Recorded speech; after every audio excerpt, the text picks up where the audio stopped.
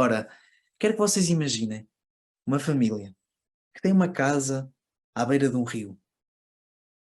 E esse rio, consoante chove mais ou menos, esse rio, o caudal aumenta ou diminui. Ou seja, fica com mais água ou menos água. E então, esta família tem uma casa à beira do rio e o pai da família, todos os dias, vai até junto ao rio, que está ali a 4 metros de sua casa, e olha para a água e vê como é que está naquele dia. Há um dia em que ele se assusta, em que ele sai de casa, não tem que andar 4 metros, basta andar 2 e a água já lá está. E quando ele vê aquilo, ele começa a pensar: isto está a subir muito rápido. Isto aqui está quase na minha casa. Isto aqui mais um bocadinho e vai levar embora tudo aquilo que eu fui construindo ao longo dos anos, vai-me estragar a casa. E começou a pensar e a pôr imagens na sua mente daquilo que podia acontecer se a água chegasse à casa dele. Os meus filhos não iam ter um sítio tão bom para estar. A comida que nós temos ia se estragar. A casa ia ficar danificada, ia ter que gastar muito tempo, muitos recursos para voltar a repará-la. E começa a imaginar isto tudo. E como é lógico, quando nós, adultos, inteligentes, começamos a pensar sobre os problemas que podem surgir no futuro que ainda não estão cá, aquilo que acontece é que nós somos muito bons a pensar no pior caso cenário, o pior que pode acontecer, o pior dos piores. E depois, mesmo que apareça um cenário melhor, nós ficamos presos ao pior. E está tudo bem, se soubermos geri-lo. Mas a maior parte de nós fica com essas imagens, vai atrás do pior e fica a ruminar naquilo. E começa a ficar tão ansioso, tão ansiosa. Neste caso, este pai ficou tão ansioso que tomou uma decisão.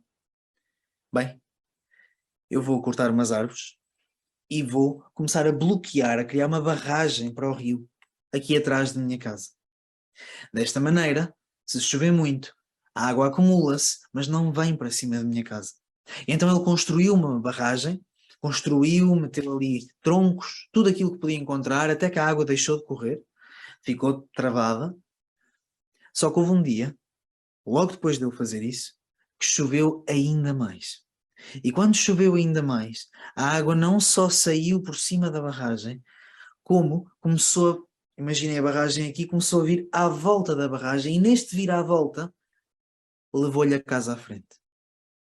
No fundo, chegou à casa dele muito mais rápido, porque ele construiu aquilo e a água teve que passar por onde tinha espaço. E isto é uma metáfora sobre as nossas emoções, que é, nós temos medo daquilo que pode acontecer e provavelmente, e no caso das nossas emoções, não temos que ter esse medo porque as emoções são evolutivas e estão cá para nos ajudar. E portanto, se quisermos fazer a transposição, aquele rio nunca ia chegar à casa, nunca ia danificar a casa. E então aquilo que aconteceu é que ao tentar parar esse rio de correr, eu começo a estragar a minha casa. E é um bocadinho isto que acontece quando eu começo a tentar controlar emoções, coisas que me estão a mandar sinais sobre o que está a acontecer na minha vida, que me podem dar informação útil sobre aquilo que eu devo ou não devo fazer. Eu começo a bloquear isso. É como uma panela de pressão que depois, à mínima fuga, rebenta. E em vez de ter uma resposta moderada, tem a resposta extrema. Leva-me a casa à frente. Ou rebenta a panela e queima-me. E é isto que acontece com a maior parte das pessoas.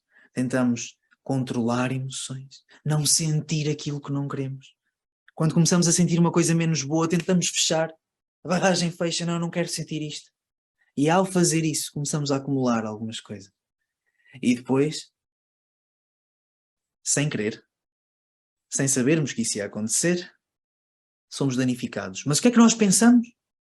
Somos tão bons em lógica que pensamos assim: bem, se eu mesmo criando a barreira me aleijei, sofri, se eu não tivesse criado, ainda era pior. E então, em vez de perceber que fiz um erro, em vez de perceber que tenho a estratégia errada, não, em vez de fazer isso, eu vou construir uma barreira ainda maior. Porque agora já aprendi que aquele tamanho não chega, tem que ser maior. Só que o problema é quando chover ainda mais, e vai chover. A água vai passar e vem com muito mais velocidade porque vem numa altura ainda maior. E portanto é isto que acontece. Mais uma metáfora que também nunca mais se vão esquecer e que tem a ver com isto. Nós na nossa vida existe uma filosofia. Vocês vão perceber que por muito que eu tenha um plano, quando me surgem ideias que eu acho que são importantes de partilhar convosco, que vêm no momento, é aquilo que eu faço porque sinto que faz sentido. Ora bem, existe uma teoria, uma filosofia que se chama filosofia hermética, que tem os princípios herméticos, que foi, no fundo, a filosofia mais antiga, as técnicas mais antigas, chamava-se alquimia, mas alquimia mental. Alquimia já agora é o princípio da química, que significa transmutar elementos, que significa juntar elementos para criar novas coisas. E então surgiu a alquimia mental. A alquimia mental, princípios herméticos, que vêm de Hermes, ok? Hermes, que era um deus, para quem não se lembra. Hermes, bom, já vou entrar aqui numa aula de história, não é o que eu quero. Mas Hermes, só para acabar o que eu estava a dizer, consta que é uma reencarnação de Thoth, que era um rei, um deus do Egito, e portanto estamos a falar de uma linha de conhecimento que é sempre o Deus que guarda o conhecimento. Então ele tinha estes princípios herméticos e o conhecimento antigo e oculto sempre teve este tom misterioso e este tom de, como eu disse, oculto. Porque não é para todos. Uma frase muito típica da filosofia hermética é: os lábios da sabedoria estão fechados, exceto para os ouvidos da compreensão. Outra frase que é muito usada nesta filosofia é: quando o aluno está pronto, o mestre aparece. Isto para dizer que os conceitos, às vezes não basta ouvi-los, é preciso ouvi-los no momento certo, quando eu estou preparado para ouvi-los. E é por isso que o conhecimento deve ser merecido e não dado simplesmente todo a qualquer pessoa. Mas isto é esta filosofia. E então, isto foi uma introdução a esta filosofia hermética, e na filosofia hermética há um princípio que se chama princípio do ritmo. São 7 leis da alquimia, e uma delas é o princípio do ritmo. O princípio do ritmo diz que o pêndulo vai tão longe para um lado como vai para o outro. Na medida em que um pêndulo sobe para a direita, o pêndulo vai subir para a esquerda. E nós na vida perdemos a noção desta lei, que é uma lei muito antiga. E é a lei que nos diz que aquilo que vai, então, que tem uma intensidade para um lado, vai ter uma intensidade para o outro. Vou-vos dar aqui um exemplo. Se vocês tiverem uma relação muito bonita com alguém, uma relação incrível, que valorizam, que adoram, que vos faz sentir coisas fantásticas, quando essa relação acaba, como é que se sentem? Na mesma medida que foi boa, vão se sentir mal.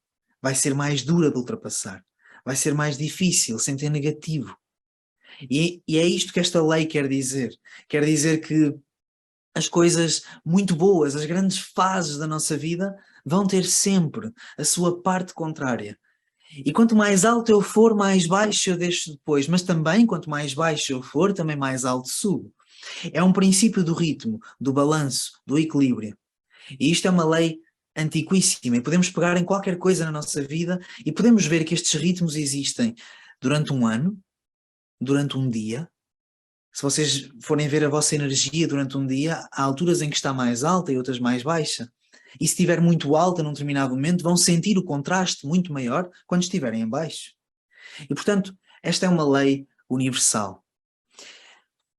Depois, na medicina chinesa, medicina oriental, tradicional chinesa, eles baseavam-se muito numa curva que depois dá origem ao Yin e ao Yang. E essa curva faz isto. Vocês imaginem que o valor ideal, o nosso estado ideal, está aqui no meio. Okay? É o nosso,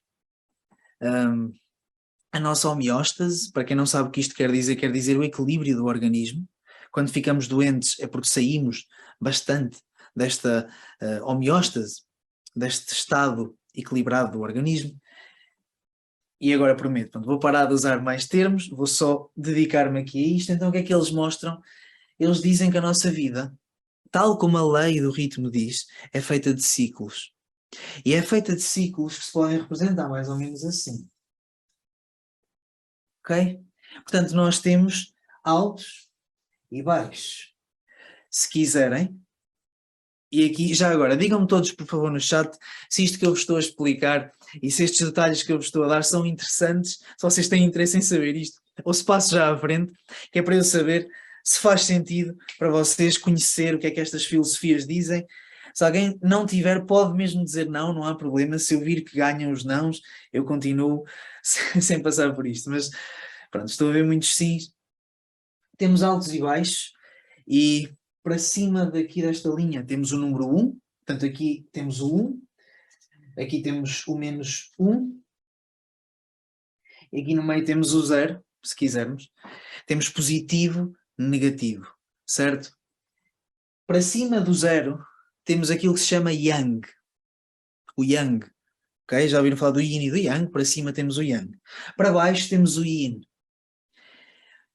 Agora, porque é que eu estou a dizer isto? Só porque aquele símbolo que vocês conhecem do Yin e do Yang, na verdade não é nada mais, nada menos do que este ciclo visto em movimento assim. Portanto, se vocês virem isto assim, ok?